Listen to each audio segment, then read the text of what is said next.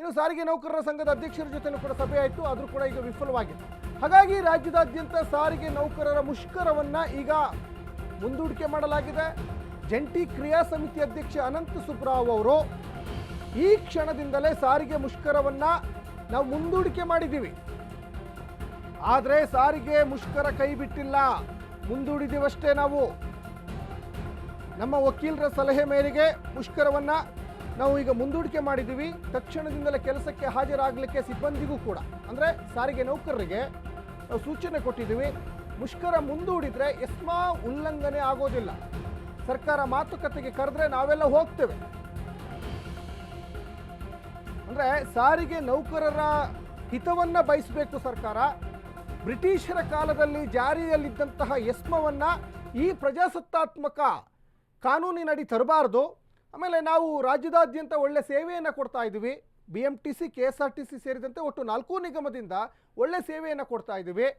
ಈ ರೀತಿಯಾಗಿ ಕಟ್ಟಿ ಹಾಕುವಂಥ ಪ್ರಯತ್ನಕ್ಕೆ ಮುಂದಾಗಬಾರ್ದು, ಕೋರ್ಟ್ ಮೊರೆ ಹೋಗಬಾರ್ದು. ಸರ್ಕಾರ ನಮ್ಮ ಕಷ್ಟವನ್ನು ಅರ್ಥಕೋಬೇಕು. ಆಮೇಲೆ ಖಾಸಗಿ ಬಸ್ಗಳ ಮೊರೆ ಹೋಗ್ತೀವಿ ಅಂತ ಕೂಡ ಒಂದು ಕಡೆ ಬ್ಲ್ಯಾಕ್ ಮೇಲ್ ಮಾಡ್ತಾ ಇದ್ದಾರೆ. ಎಷ್ಟು ದಿವಸ ಅಂತ ಖಾಸಗಿ ಬಸ್ಸನ್ನು ಓಡಿಸ್ತೀರಾ ನೀವು ರಾಜ್ಯದಲ್ಲಿ? ನಮ್ಮ ಒಂದು 2 ಬೇಡಿಕೆಗಳನ್ನು ನಿಮ್ಮ ಹತ್ರ ಈಡೇರ್ಸೋಕ್ಕಾಗಲ್ಲ ಅಂದರೆ ಹೆಂಗೆ? ಶಕ್ತಿ ಯೋಜನೆಗೆಲ್ಲ ಮೀಸಲಿಟ್ಟಿದ್ದೀರಾ ಹಣವನ್ನು, ಆದರೆ ಸಾರಿಗೆ ನೌಕರರಿಗೆ ನೀವು ಯಾಕೆ ಪೇಮೆಂಟ್ ಕೊಡ್ತಾ ಇಲ್ಲ? ಯಾಕೆ ವೇತನ ಪರಿಷ್ಕರಣೆ ಮಾಡ್ತಾ ಇಲ್ಲ?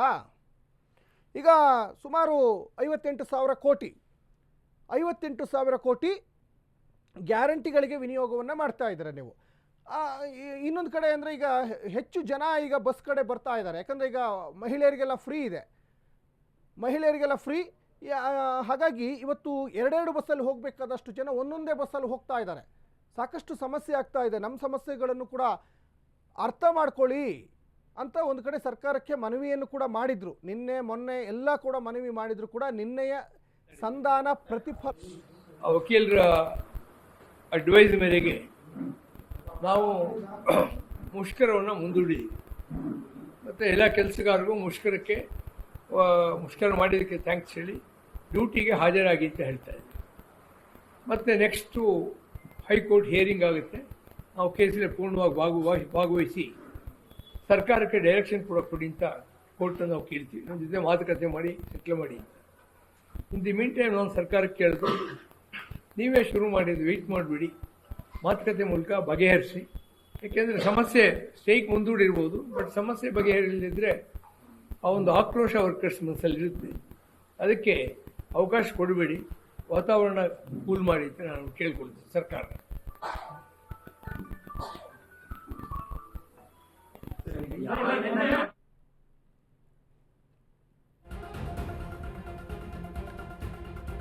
ಇನ್ನು ನೌಕರರ ವಿರುದ್ಧ ಕ್ರಮ ಕೈಗೊಂಡ್ರೆ ಪರಿಸ್ಥಿತಿ ಕಲುಷಿತ ಆಗುತ್ತೆ. ಜಂಟಿ ಕ್ರಿಯಾ ಸಮಿತಿ ಅಧ್ಯಕ್ಷ ಅನಂತ ಸುಬ್ಬರಾವ್ ಅವರ ಹೇಳಿಕೆ. ಮುಷ್ಕರ ಮುಂದೂಡಿದ್ರೆ ಎಸ್ಮಾ ಉಲ್ಲಂಘನೆ ಆಗೋದಿಲ್ಲ. ಈ ಸರ್ಕಾರ ಏನು ಹೇಳ್ತಾ ಇದೆ? ಮುಷ್ಕರ ಮಾಡಿದ್ರೆ ತಾನೇ ನಾವು ಎಸ್ಮಾ ಮಾಡ್ತೀವಿ. ಸರ್ಕಾರ ಈಗಲಾದರೂ ಕೂಡ ಎಚ್ಚೆತ್ತುಕೊಳ್ಳಿ. ಆಗಸ್ಟ್ 7ನೇ ತಾರೀಕು ಕೋರ್ಟ್ ನಿರ್ದೇಶನದ ಮೇರೆಗೆ ಮುಂದಿನ ಕ್ರಮ. ಸಾರಿಗೆ ನೌಕರರು ಯಾವುದಕ್ಕೂ ಹೆದರುವ ಅಗತ್ಯ ಇಲ್ಲ. ಸಾರಿಗೆ ನೌಕರರ ಪರವಾಗಿ ಜಂಟಿ ಕ್ರಿಯಾ ಸಮಿತಿ ನಿಲ್ಲುತ್ತೆ ಅಂತ ಅನಂತ ಸುಬ್ರಾವ್ ಅವರು ಈಗ ಕ್ಲಾರಿಫಿಕೇಶನ್ ಕೊಟ್ಟಿದ್ದಾರೆ. ಜಂಟಿ ಕ್ರಿಯಾ ಸಮಿತಿ ಅಧ್ಯಕ್ಷರೂ ಆಗಿರುವಂತಹ ಅನಂತ ಸುಬ್ರಾವ್ ಅವರು ಈಗ ಸಾರಿಗೆ ನೌಕರರಿಗೆ ಅಭಯವನ್ನ ಕೊಟ್ಟಿದ್ದಾರೆ. ಯಾವುದೇ ರೀತಿಯಾದಂಥ ಭಯ ಪಡುವ ಅಗತ್ಯ ಇಲ್ಲ ಅಂತ ಹೇಳ್ತಾ ಇದ್ದಾರೆ. ನಾವು ನಮ್ಮ ಅಡ್ವೊಕೇಟ್ ಕನ್ಸಲ್ಟ್ ಮಾಡಬೇಕಲ್ಲ.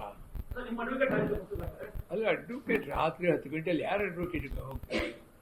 ರಾತ್ರಿ ಬೆಳಗ್ಗೆ ಕಳಿಸಿದ್ದೀವಿ. ಅವರು ಕೋರ್ಟ್ಗೆ ಅಪಿಯರ್ ಆಗಿದ್ದಾರೆ ಇವತ್ತು.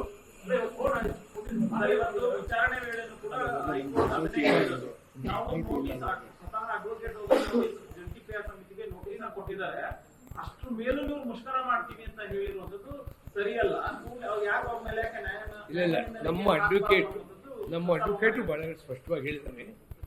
ಜಂಟಿ ಕ್ರಿಯಾ ಸಮಿತಿಗೆ ನೋಟಿಸ್ ಕೊಟ್ಟಿಲ್ಲ. Anant Subrao president KSRTC staff and workers federation notice, strike ಕರೆ ಕೊಟ್ಟಿಲ್ಲ ಈ ಜಂಟಿ ಕ್ರಿಯಾ ಸಮಿತಿಗೆ. ಇವಾಗ ಅವರೇ ಹೇಳಿದ್ದಾರೆ, ಇಡೀ ಜಂಟಿ ಕ್ರಿಯಾ ಸಮಿತಿಗೆ ನೋಟಿಸ್ ಕೊಡಿ ಅಂತೆಲ್ಲ ಹೇಳಿದ್ದಾರೆ.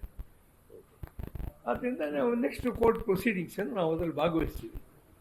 ಮತ್ತು ಇವಾಗ ಸ್ಟ್ರೈಕನ್ನು ನಾವು ಸಸ್ಪೆಂಡ್ ಮಾಡಿದ್ವಿ ಕೋರ್ಟ್ ಆರ್ಡರ್ ಮೇರೆಗೆ. ಸರ್, ಈಗ 7ನೇ ತಾರೀಕು ಮತ್ತೆ ಹಿಯರಿಂಗ್ ಇದೆ ಸರ್. ಅಲ್ಲಿ ತನಕ ಇಲ್ಲ ಸ್ಟ್ರೈಕ್ ಈಗಲೇ ಸ್ಟ್ರೈಕ್ ಸಸ್ಪೆಂಡ್ ಮಾಡಿದ್ದೀವಿ. ಮುಂದೆ ಏನಾಗುತ್ತೆ ನಮ್ಗೆ ಗೊತ್ತಿಲ್ಲ. ಮುಖ್ಯಮಂತ್ರಿ ಮಾತುಕತೆ ಕರಿಬೋದು, ಕೋರ್ಟ್ಗೆ ಡೈರೆಕ್ಷನ್ ಕೊಡ್ಬೋದು. Since court has intervened, we wait for it. ಕಾನೂನು ನಾವು ನಮ್ಮ ಅಡ್ವೊಕೇಟ್ ಕನ್ಸಲ್ಟ್ ಮಾಡಬೇಕಲ್ಲ. ಇನ್ನು ಡೆಸ್ಕ್ ಲೈವ್ನಿಂದ ನಮ್ಮ ಪ್ರತಿನಿಧಿ ಮಹೇಶ್ ಈಗ ಜಾಯ್ನ್ ಆಗ್ತಾ ಇದ್ದಾರೆ. ಮಹೇಶ್, ಕೋರ್ಟಿನ ಸೂಚನೆಗೆ, ಕೋರ್ಟಿನ ಒಂದು ಎಚ್ಚರಿಕೆಗೆ ನಾವೀಗ ಬಗ್ಗಿದ್ದೀವಿ ಅಂತ ಒಂದು ಕಡೆ ಸಾರಿಗೆ ನೌಕರರು ಈಗ ಹೇಳ್ತಾ ಇದ್ದಾರೆ. ಹಾಗಾದರೆ ಅವರ ಮುಂದಿನ ನಡೆ ಏನಾಗಿರುತ್ತೆ ಅಂತ?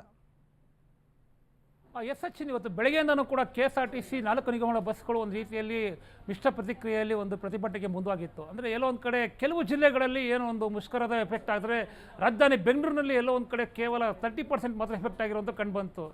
ಈ ಹಿನ್ನೆಲೆಯಲ್ಲಿ ಎಲ್ಲೋ ಒಂದು ಕಡೆ KSRTC ನೌಕರರು ಕೂಡ ಒಂದು ರೀತಿಯಲ್ಲಿ ಗೊಂದಲ ಸೃಷ್ಟಿಯಾಗಿತ್ತು. ಯಾಕಂದರೆ ಇಲ್ಲಿ 2 ಬಣಗಳಿರುವಂಥದ್ದು. ಒಂದು ಬಣ ಏನೋ ಒಂದು ಸರ್ಕಾರದ ಪರ ನಿಂತಿದ್ರೆ, ಮತ್ತೊಂದು ಬಣ ಏನೊಂದು ಕಾರ್ಮಿಕರ ಪರ ಅಂದರೆ ಸಿಬ್ಬಂದಿಗಳ ಪರ ನಿಂತಿರುವಂಥದ್ದು. ಇವೆರಡು ಬಣಗಳ ನಡುವೆ ಒಂದು ರೀತಿಯಲ್ಲಿ ಏನು ಸಿಬ್ಬಂದಿಗಳು ನಿಜಕ್ಕೂ ಕೂಡ ಒಂದು ರೀತಿಯಲ್ಲಿ ತಬ್ಬಿಬ್ಬಾಗಿದ್ದರು. ಯಾಕಂದರೆ ಏನೋ ಒಂದು ಎಸ್ಮಾ ಕಾಯ್ದೆ ಜಾರಿ ಆಗೈತೆ ಒಂದು ಕಡೆ, ಆದರೆ ಮತ್ತೊಂದು ಕಡೆ ಈಗಾಗಲೇ ಏನು KSRTC ಕಾರ್ಮಿಕ ಇಲಾಖೆ ಕೂಡ ನಮಗೆಲ್ಲರೂ ಕೂಡ ಒಂದು ರೀತಿ ನೋಟಿಸ್ ಕೊಟ್ಟಿರುವಂಥದ್ದು. ನಾವೇನ ಬಂದ್ ಮಾಡಿದ್ರೆ ನಮ್ಮ ಮೇಲೆ ಶಿಸ್ತು ಕ್ರಮ ಕೈಗೊಳ್ತೀವಿ ಅಂತಲೂ ಕೂಡ ಈಗಾಗಲೇ ನಿನ್ನೆ ಒಂದು ರೀತಿ ನೋಟಿಸ್ ಕೊಟ್ಟಿರುವಂಥದ್ದು. ಈ ಹಿನ್ನೆಲೆಯಲ್ಲಿ ಕೆಲವರು ಮಾತ್ರ ಇವತ್ತು ಏನು ಒಂದು ಪ್ರತಿಭಟನೆಯಲ್ಲಿ ಭಾಗವಹಿಸಿದರೆ, ಅಂದರೆ ಮನೆಯಲ್ಲೇ ಇದ್ದು ಪ್ರತಿಭಟನೆ ಮಾಡಿರುವಂಥದ್ದು, ಯಾರು ಕೂಡ ಬಸ್ಗಳನ್ನ ತೆಗೆದಿಲ್ಲ. ಉಳಿದಂತೆ ಶೇಕಡ ಒಂದು 70ರಷ್ಟು ಕೂಡ ಏನೋ ಸಂಚಾರಕ್ಕೆ ವ್ಯವಸ್ಥೆಗೆ ಏನೋ ಒಂದು ಸಿಬ್ಬಂದಿಗಳು ಬಂದಿದ್ದರು, ಅವ್ರ ಮೇಲೆ ಕೂಡ ಯಾವುದು ಕ್ರಮ ಕೈಗೊಳ್ಳಲ್ಲ ಅಂತಲೂ ಕೂಡ ಈಗಾಗಲೇ ಹೇಳಿಕೆ ಕೊಟ್ಟಿರೋದು ಒಂದು ಕಡೆ. ಮತ್ತೊಂದು ಕಡೆ ಏನು ಬೆಳಗ್ಗೆಯಿಂದನೂ ಕೂಡ ಒಂದು ರೀತಿಯಲ್ಲಿ KSRTC ಏನೊಂದು ಯೂನಿಯನಲ್ಲಿ ಒಂದು ರೀತಿ ದೊಡ್ಡ ಮಟ್ಟದಲ್ಲಿ ಒಂದು ಚರ್ಚೆ ಶುರು ಆಗಿತ್ತು.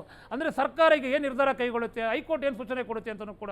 ಆದರೆ ಹೈಕೋರ್ಟ್ ಕೂಡ ಸೂಚನೆ ಕೊಟ್ಟ ಹಿನ್ನೆಲೆಯಲ್ಲಿ ಇವತ್ತೆಲ್ಲೊಂದು ಕಡೆ ಪ್ರತಿಭಟನೆ ಕೈಬಿಟ್ಟಿರುವಂಥದ್ದು.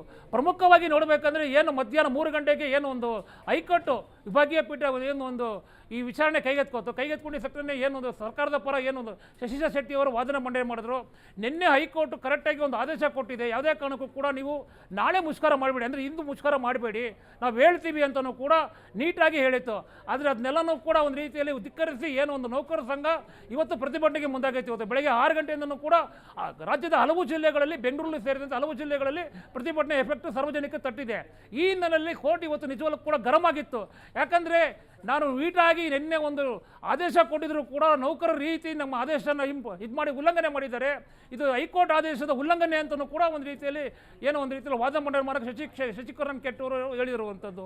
ಇದೆಲ್ಲನೂ ಕೂಡ ಗಮನಿಸಿದಂಥ ಹೈಕೋರ್ಟ್ ಕೂಡ ಒಂದು ರೀತಿಯಲ್ಲಿ ಇವತ್ತು ಏನೋ ಒಂದು ಕಾರ್ಮಿಕ ಇಲಾಖೆ ಅಂದರೆ ನೌಕರ ಸಂಘಕ್ಕೆ ಒಂದು ರೀತಿಯಲ್ಲಿ ದೊಡ್ಡ ಮಟ್ಟದಲ್ಲಿ ಒಂದು ರೀತಿಯಲ್ಲಿ ಆಕ್ರೋಶ ವ್ಯಕ್ತಪಡಿಸಿರುವಂಥದ್ದು. ನಿಮ್ಮ ಮೇಲೆ ಯಾಕೆ ನಾವು ಎಸ್ಮಾ ಕಾಯ್ದೆ ಜಾರಿ ಮಾಡಬಾರ್ದು, ನಿಮ್ಮನ್ನು ಯಾಕೆ ಬಂಧಿಸಬಾರ್ದು, ಹೈಕೋರ್ಟ್ ಆದೇಶಕ್ಕೆ ಬೆಲೆ ಇಲ್ವಂತನೂ ಕೂಡ ಪ್ರಶ್ನೆ ಮಾಡಿ ಇವತ್ತು ಒಂದು ರೀತಿಯಲ್ಲಿ ಏನು ನೀವು ಮುಂದಿನ ಮುಷ್ಕರ ನಾವು ಹೇಳೋರು ಕೂಡ ಮಾಡಬಾರ್ದು, 7ನೇ ತಾರೀಕು ಅರ್ಜಿ ವಿಚಾರಣೆ ಮಾಡ್ತೀವಿ, ಸದ್ಯಕ್ಕೆ ನೀವು ಹೈಕೋರ್ಟ್ಗೆ ಏನೆಂದು ಸರ್ಕಾರಕ್ಕೆ ಒಂದು ಅಫಿಡೇವಿಟ್ ಹಾಕಬೇಕು, ನಿಮ್ಮ ಬೇಡಿಕೆಗಳೇನಿದೆ ಆ ಬೇಡಿಕೆಗಳನ್ನ ಈಡೇರೋಕ್ಕೆ ನಾವು ಕೂಡ ಸರ್ಕಾರಕ್ಕೆ ಹೇಳ್ತೀವಿ, ಅಲ್ಲಿವರೆಗೂ ಕೂಡ ನೀವು ಪ್ರತಿಭಟನೆ ಮಾಡಬಾರ್ದು ಅಂತಲೂ ಕೂಡ ಹೈಕೋರ್ಟ್ ಸೂಚನೆ ಕೊಟ್ಟಿತ್ತು.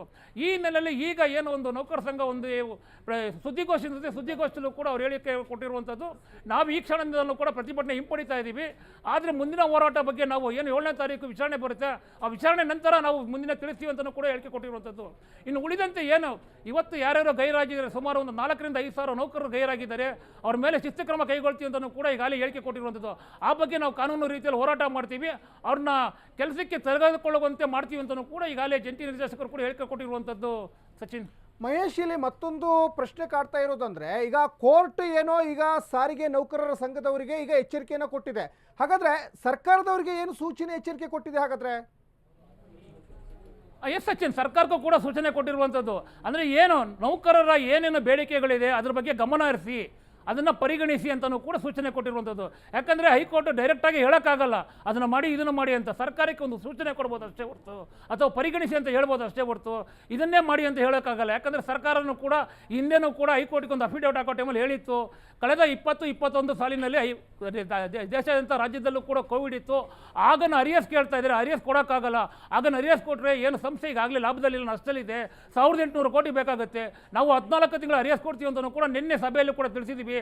ಅದನ್ನು ಕೂಡ ಧಿಕ್ಕರಿಸಿ ಇವರು ಪ್ರತಿಭಟನೆಗೆ ಮುಂದಾಗಿದ್ದಾರೆ. ಆ ಹಿನ್ನೆಲೆಯಲ್ಲಿ ನಾವು ಯಾವುದೇ ಕಾರಣಕ್ಕೂ ಕೂಡ ಇವತ್ತು ಸಿಎಂ ಕೂಡ ಹೇಳಿಕೆ ಕೊಟ್ಟಿರುವಂಥದ್ದು, ಯಾವುದೇ ಕಾರಣಕ್ಕೂ 38 ತಿಂಗಳ ಅರಿಯಸ್ ಕೊಡೋಕ್ಕಾಗಲ್ಲ, ಸರ್ಕಾರಿಗೆ ಏನೊಂದು ಸರ್ಕಾರಿ ಕೆಲಸ ಥರ ತಗೊಳ್ಳೋಕ್ಕೂ ಆಗಲ್ಲ, ಅವ್ರು ಏನಿದೆ ನಿಗಮ ಮಂಡಳಿ ಏನಿದೆ ಅದೇ ಥರ ಇರುತ್ತೆ, ಆ ಮಂಡಳಿಗೆ ಏನು ಕೊಡಬೇಕು ಅನ್ನೋ ಸಬ್ಸಿಡಿ ಅದು ಕೊಡ್ತಾ ಇದ್ದೀವಿ, ಅದಕ್ಕೇನೋ ಅನುಕೂಲ ಬೇಕು ಮಾಡ್ಕೊಡ್ತಾ ಇದ್ದೀವಿ. ಇನ್ನು ಉಳಿದಂತೆ ನಾವು 14 ತಿಂಗಳಿಗೆ ಕೇಳಿ ಸಕ್ಕರೆ ಕೊಡ್ತೀವಿ, 750 ಕೋಟಿ ಏನು ಕೊಡಬೇಕು ಅದು ಕೊಡ್ತೀವಿ ಸೆಷನ್ ಆದಮೇಲೆ ಅಂತಲೂ ಕೂಡ ಭರವಸೆ ಕೊಟ್ಟಿರುವಂಥದ್ದು. ಈ ಹಿನ್ನೆಲೆಯಲ್ಲಿ ಹೈಕೋರ್ಟ್ ಕೂಡ ಇವತ್ತು ಒಂದು ರೀತಿಯಲ್ಲಿ ಸರ್ಕಾರಕ್ಕೂ ಹಾಗೂ ಇವರಿಬ್ಬರಿಗೂ ಕೂಡ ಒಂದು ರೀತಿಯಲ್ಲಿ ತಾಕೀತು ಮಾಡಿರುವಂಥದ್ದು, ನೀವು ಯಾವುದೇ ಕಾರಣಕ್ಕೂ ಮುಷ್ಕರ ಮಾಡಬಾರ್ದು ಒಂದು ಕಡೆ ಹೇಳಿದ್ರೆ, ಮತ್ತೊಂದು ಕಡೆ ಸರ್ಕಾರಕ್ಕೂ ಕೂಡ ಇವರ ಬೇಡಿಕೆಗಳನ್ನ ಈಡೇರಿಕೆಗೆ ಒಂದು ರೀತಿ ಪರಿಗಣಿಸಬೇಕಂತ ಕೂಡ ಸೂಚನೆ ಕೊಟ್ಟಿರುವಂಥದ್ದು ಸಚಿನ್. ಮಹೇಶ್, ಇಲ್ಲಿ ಬಹಳ ಮುಖ್ಯವಾಗಿ ಈಗ ಆಗಸ್ಟ್ 7ನೇ ತಾರೀಕು ಈಗ ಹೈಕೋರ್ಟಲ್ಲಿ ಅರ್ಜಿ ವಿಚಾರಣೆ ಆಗುತ್ತೆ. ಸಾರ್ವಜನಿಕ ಹಿತಾಸಕ್ತಿ ಅರ್ಜಿ ವಿಚಾರಣೆ ಆಗೋದ್ರ ಜೊತೆಗೆ 14 ತಿಂಗಳ ಅರಿಯರ್ಸ್ ಕೊಡ್ತೀವಿ ಅಂತ ಹೇಳ್ತಾ ಇದ್ದಾರೆ. ಅದಕ್ಕೆ ಒಪ್ಪೋದಾ ಹಾಗಾದ್ರೆ, ಅಥವಾ ಇನ್ನೂ ಏನಾದರೂ ಸ್ವಲ್ಪ ಜಾಸ್ತಿ ತಿಂಗಳ ಅರಿಯರ್ಸ್ ಕೊಡಿ ಅಂತ ಏನಾದರೂ ಡಿಮ್ಯಾಂಡ್ ಇಡ್ಬೋದಾ ಸರ್ಕಾರದ ಮುಂದೆ ನೌಕರರು ಅಂತ ಮಹೇಶ್? ಸಚಿನ್, ಈಗಾಗಲೇ ಬೆಳಗ್ಗೆನೂ ಕೂಡ CM ಸಿದ್ದರಾಮಯ್ಯರು ಒಂದು ಸುದ್ದಿಗೋಷ್ಠಿ ಮಾಡಿದಾಗ ಹೇಳಿರುವಂಥದ್ದು, ಯಾವುದೇ ಕಾರಣಕ್ಕೂ ಕೂಡ 38 ತಿಂಗಳು ಕೊಡೋಕ್ಕಾಗೋದಿಲ್ಲ, ಕೇವಲ 14 ತಿಂಗಳು ಕೊಡ್ತೀವಿ, ಅದು ಕೂಡ ಹೊರೆ ಆಗುತ್ತೆ ಸರ್ಕಾರಕ್ಕೆ, ಅದನ್ನು ಕೂಡ ಇನ್ಸ್ಟಾಲ್ಮೆಂಟ್ ಮೇಲೆ ಕೊಡ್ತೀವಿ ಅಂತಲೂ ಕೂಡ ಹೇಳಿಕೆ ಕೊಟ್ಟಿರುವಂಥದ್ದು.